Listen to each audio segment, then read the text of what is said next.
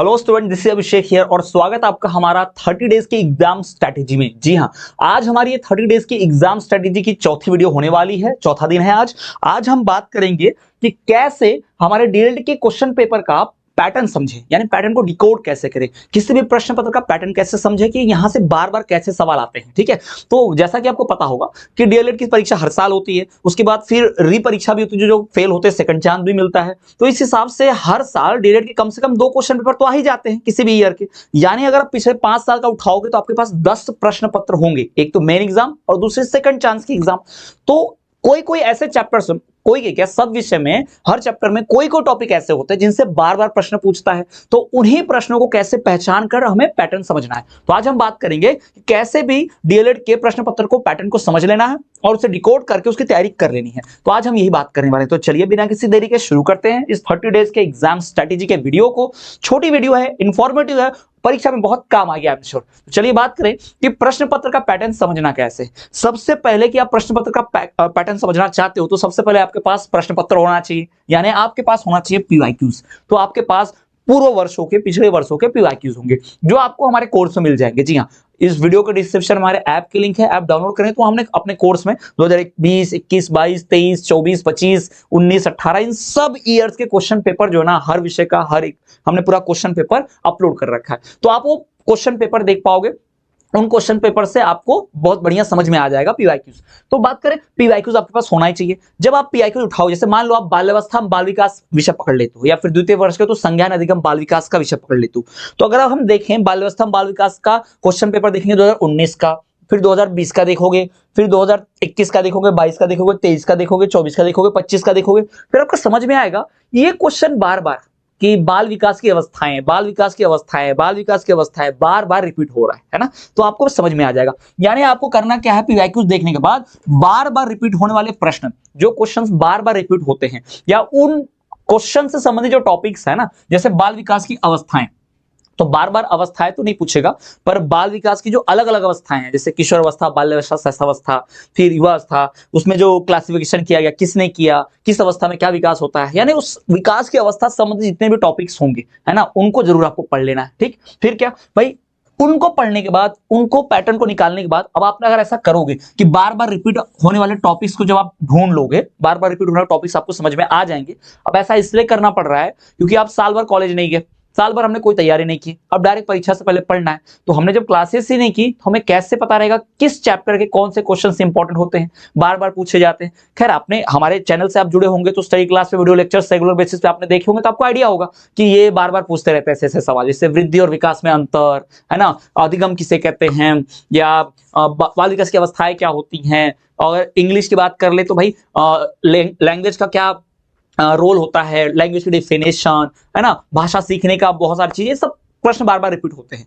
तो अगर आप जब रिपीटेड क्वेश्चंस निकाल लोगे पीवाईक्यूज से, प्रीवियस ईयर क्वेश्चन पेपर देख के, तो आपको आइडिया लग जाएगा मोटा मोटा कि इस इकाई से यही 4 टॉपिक जिनसे बार बार घुमा के प्रश्न पूछता है ना। तो अब वो टॉपिक्स आप निकाल लोगे। अब वो टॉपिक्स आपने निकाल लिए तो उन टॉपिक्स को आप बढ़िया पढ़ लोगे, उनके वीडियो लेक्चर्स देख लोगे, उनके नोट्स से स्टडी कर लोगे आप, और उसके बाद फिर उनके उत्तर लिखने की आपको प्रैक्टिस करनी चाहिए। क्योंकि हमने साल भर राइटिंग प्रैक्टिस नहीं की है। आप में से मैक्सिमम लोग तो जॉब पर होंगे, कुछ मैम लोग तो यहाँ पर हाउसवाइफ्स होंगे बहुत सारी, है ना। तो बहुत सारे ऐसे लोग हैं जो आउट ऑफ प्रैक्टिस है, जो साल भर मतलब ना कुछ लिख रहे हैं, ना क्वेश्चन पेपर सॉल्व किया है, ना कुछ किया है।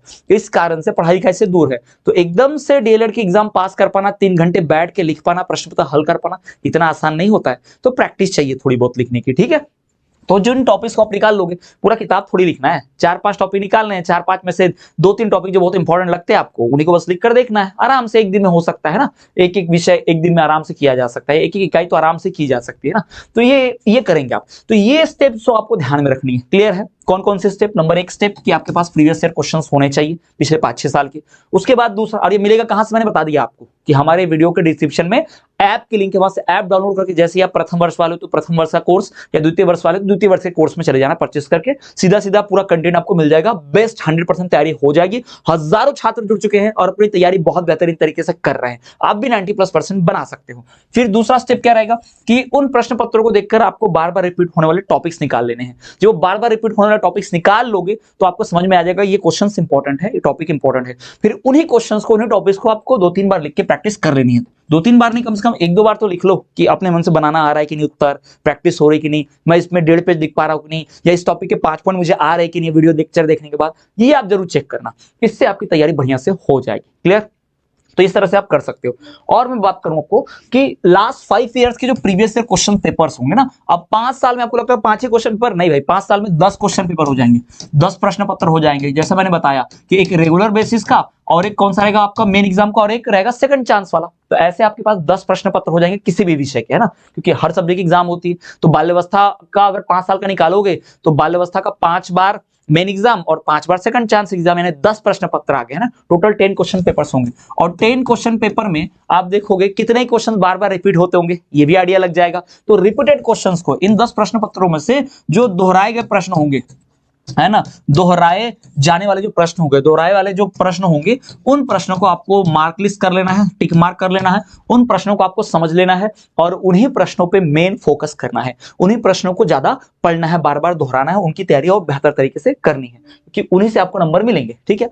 और क्या, पीआईक्यूज का सॉल्यूशन भी आपको करना ही चाहिए, क्योंकि प्रीवियस ईयर क्वेश्चन से कई क्वेश्चन रिपीट होते भी हैं, 20%, 30%, 40% तक के प्रश्न जो है रिपीट हो जाते हैं कई बार। तो पीआईक्यू से ऐसा भी होता है, 2-3 साल के मिला लो तो, जैसे 2022 के प्रश्न पत्र में से बहुत सारे क्वेश्चन आ रहे इस बार, 2024 में से बहुत आ रहे इस बार, ऐसा होता है। तो ये आपको ध्यान रखना है कि जो प्रीवियस ईयर क्वेश्चंस मिलेंगे उन क्वेश्चंस के आपको सॉल्यूशन भी देखने हैं। ठीक है? तो प्रश्न पत्र का सॉल्यूशन, पीवाईक्यू का सॉल्यूशन भी अब बहुत, जैसे 2025 का सॉल्यूशन है, अभी हम खुद भी 2025 के प्रश्न पत्र का सॉल्यूशन लेकर आएंगे और उसका सॉल्यूशन अपलोड करना स्टार्ट करेंगे, यानी एक वीडियो लेक्चर ही पूरा होगा उस क्वेश्चन पेपर को डिकोड करते हुए। वैसा भी मैं बनाने वाला हूं वीडियो लेक्चर, अभी वो सीरीज भी स्टार्ट हो जाएगी, तो वहां से भी आपकी तैयारी हो जाएगी, कोई दिक्कत नहीं है।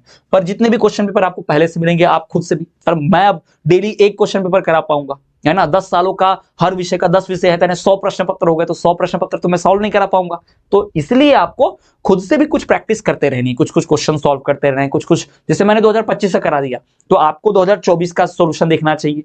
मान लो मैंने 2025-24 करा दिया, आपको 23-22 का भी देख लेना चाहिए, है ना। तो ये थोड़ा ध्यान में रखना है कि पीवाईक्यू का सॉल्यूशन भी आपको ट्राई करना है, और ये सॉल्यूशंस आपको लिख कर देखने हैं, राइट डाउन। भाई ऐसा नहीं कि बस ओरली देख लिया, तो लिखने की प्रैक्टिस कैसे होगी। कथा कहानी थोड़ी है कि भाई बस ओरली पढ़ लिया कहानी जैसा, नहीं, हमें लिखना पड़ेगा। फैक्ट होते हैं, पॉइंट्स होते हैं, डेटा होता है, ईयर होता है, कुछ कुछ जानकारी होती है, ये सन में ये हुआ था, है ना, एनसीटी की घोषणा, पाठ्यक्रम कब बदला, कोठारी कमीशन कब था, ये सब अलग अलग ईयर वर्षों में रहते हैं ना, तो याद भी रखना पड़ता है, क्योंकि हमें एमसीक्यूज भी तो पढ़ने हैं ना, मल्टीपल चॉइस क्वेश्चन में भी तो कई सारे क्वेश्चन आते हैं ऐसे। तो ये आपको ध्यान रखना है कि पीवाईक्यूज का सॉल्यूशन भी कर लेंगे। क्लियर है? तो ये था आज का हमारा एग्जाम स्ट्रेटेजी का वीडियो डे 4, जिसमें हमने बात की कि प्रश्न पत्र का जो पैटर्न है उसे कैसे डिकोड किया जाए, और प्रश्न डिकोड करने के बाद कैसे उन टॉपिक्स की तैयारी हम करेंगे। तो ये थी स्टूडेंट्स हमारी एग्जाम स्ट्रेटेजी की वीडियो। आई होप आपको पसंद आई होगी। अब नेक्स्ट में हम कुछ और टॉपिक लेकर आएंगे, वहां बात करेंगे, वो अपलोड होगी वीडियो कल।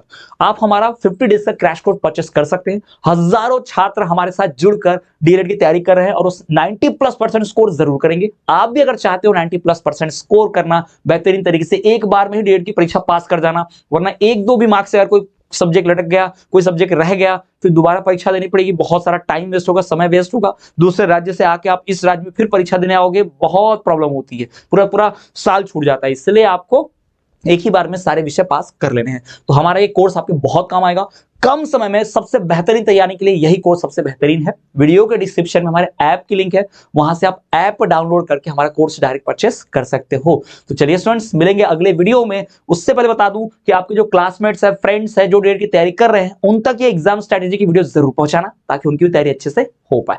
चलिए मिलेंगे अगले वीडियो में, तब तक के लिए देखते रहिए हमारा चैनल स्टडी क्लास।